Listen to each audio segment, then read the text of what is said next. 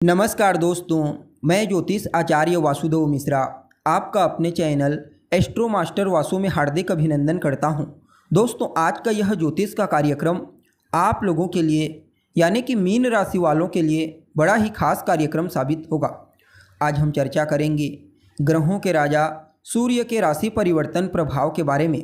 जी हाँ, आने वाले 16 अगस्त 2024 की दोपहर 12:20 पर भुवन भास्कर सूर्य अपनी वर्तमान जल तत्वीय राशि कर्क राशि को छोड़कर अपनी स्वयं की मूल त्रिकोण राशि अग्नि तत्वीय राशि सिंह राशि में प्रवेश करने के लिए जा रहे हैं, जहां कि वो 16 सितंबर 2024 की प्रातः काल तक रहेंगे और इसके पश्चात कन्या राशि में प्रवेश कर जाएंगे। तो ऐसे में बड़े विस्तार के साथ जानने का प्रयास करेंगे कि सूर्य अपनी स्वयं की मूल त्रिकोण राशि में गोचर करते हुए किस प्रकार से आपको प्रभावित करेंगे। जी हाँ, इस गोचर काल के दौरान जीवन के किन किन क्षेत्रों में आपको श्रेष्ठ परिणाम की प्राप्ति होगी, तो वहीं कहाँ कहाँ पर आपको सावधानी बरतने की आवश्यकता होगी, सभी बातें विस्तार के साथ आपको बताएंगे। इसलिए कार्यक्रम को अंत तक देखने का प्रयास कीजिए। और अगर आप अपनी जन्म कुंडली पर हमसे परामर्श लेना चाहते हैं तो आपको हमारा कॉन्टैक्ट नंबर डिस्क्रिप्शन बॉक्स में और वीडियो के अंदर मिल जाएगा, जहां से आप या तो व्हाट्सएप के माध्यम से या फिर डायरेक्ट फ़ोन कॉल के थ्रू अपॉइंटमेंट लेकर अपनी जन्म कुंडली का बड़ी बारीकी से अध्ययन करवा सकते हैं। तो दोस्तों, सूर्य कौन है? सूर्य तो मान सम्मान, पद प्रतिष्ठा, सफलता, ऊंचाई, सरकारी नौकरी, पिता, आरोग्यता के कारक हैं सूर्य जब जन्म कुंडली में बलवान होते हैं तो फिर व्यक्ति को जीवन के हर क्षेत्र में श्रेष्ठ सफलता प्रदान करते हैं। व्यक्ति को मान सम्मान, पद प्रतिष्ठा की प्राप्ति होती है। जबकि जन्म कुंडली में सूर्य किसी भी तरह से पीड़ित होते हैं, कमज़ोर होते हैं, तो फिर व्यक्ति को जीवन में सफलता प्राप्त करने के लिए बहुत ज़्यादा संघर्ष करना पड़ता है। इसके बावजूद किसी भी फील्ड में श्रेष्ठ सफलता की प्राप्ति नहीं हो पाती। इसलिए सूर्य का बर्थ चार्ट में बली होना बेहद आवश्यक हो जाता है।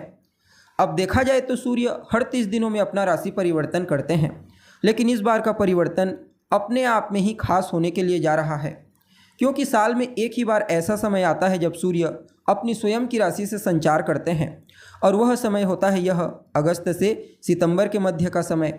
और ऊपर से इस बार गोचर में सूर्य पर शनि और मंगल की भी दृष्टि होगी। देवगुरु बृहस्पति के साथ जो उनके परम मित्र होते हैं, चौथे 10वें का कॉम्बिनेशन बनाकर आपको प्रभावित करेंगे। फलतः सूर्य का यह गोचर आपके लिए कुछ मामलों में बड़ा ही महत्वपूर्ण और अद्भुत साबित होगा। देखिए, सूर्य आपके षष्ठ भाव के स्वामी बनते हैं और आपके षष्ठ भाव से ही उनका गोचर होने के लिए जा रहा है। छठा घर किस चीज़ का होता है? तो आप जानते हैं, यह घर आपके रोग, रिपु और ऋण का होता है। रिश्तों में आपके मामा पक्ष का प्रतिनिधित्व करता घर है। और ऊपर से इस स्थान में जितने भी पापक ग्रह होते हैं, सब के सब श्रेष्ठ परिणाम प्रदान करते हैं। फलतः सूर्य का यह गोचर आपके लिए अत्यंत ही श्रेष्ठ साबित होगा। सबसे पहले तो उन सभी विद्यार्थियों को बेहतर परिणाम की प्राप्ति होगी जो लोग गवर्नमेंट सेक्टर में जॉब के लिए प्रयत्नशील हैं। जी हाँ, अगर आप उन लोगों में से एक हैं जो सरकारी नौकरी के लिए प्रयत्नशील हैं, किसी भी प्रकार से कोई इंटरव्यू, प्रतियोगी परीक्षा दिलाने वाले हैं आने वाले 20-25 दिनों में, तो समय आपके फेवर में रहेगा। सिर्फ विद्यार्थियों के लिए ही नहीं, बल्कि उन सभी क्षेत्रों में जहाँ पर कंपटीशन होता है वहाँ आपका ही पलड़ा भारी रहेगा। और अगर आप पहले से ही किसी सरकारी सेक्टर में कार्यरत हैं, प्रशासनिक पद में कार्य करते हैं या फिर प्राइवेट सेक्टर में कार्य करते हैं, तो निश्चित तौर पर इस गोचर काल के दौरान या तो आपकी पदोन्नति हो सकती है या फिर आपके वेतन में वृद्धि हो सकती है। मामा पक्ष से भी आपके तालमेल बेहतर होंगे। मामा का समर्थन, मामा का पूर्ण सहयोग आपको प्राप्त होगा। और जो लोग किसी भी प्रकार से कानूनी मुकदमे में फंसे हुए हैं, उन लोगों के लिए भी इस गोचर को पॉजिटिव कहा जा सकता है। यूँ समझ लीजिए, कोर्ट कचहरी के चक्करों में आपको ही जीत मिलने वाली है और आपके जो शत्रु हैं, आपके प्रतिद्वंदी, इस समय आपका बाल बांका नहीं कर पाएंगे। हर प्रकार से आप अपने शत्रुओं के ऊपर भारी पड़ोगे। और वह सभी जातक जो लंबे समय से विदेश जाने के लिए प्रयत्नशील हैं, जी हाँ, चाहे फिर किसी भी मुद्दे को लेकर के हो, पढ़ाई लिखाई करने के लिए जाना चाहते हैं, बिजनेस, व्यापार या फिर नौकरी करने के लिए, घूमने फिरने के लिए, उन सभी लोगों को विदेश जाने का मौका मिलेगा। साथ ही साथ देखा जाए तो यह समय आपकी जीवन काल में विशेष रूप से आगे बढ़ने के लिए, सफलता प्राप्त करने के लिए कुछ नए मौके आपको प्रदान करेगा। हालांकि स्वास्थ्य को लेकर के थोड़ी बहुत आपको सावधानी बरतने की आवश्यकता होगी सूर्य के इस गोचर काल के दौरान, क्योंकि सूर्य पर मंगल और शनि की भी दृष्टि होगी। तो पाचन से संबंधित तकलीफ आपको परेशान कर सकती है। किडनी में पथरी से संबंधित तकलीफ, अगर पहले से ही किडनी से संबंधित प्रॉब्लम है तो विशेष रूप से आपको सावधान होने की आवश्यकता है।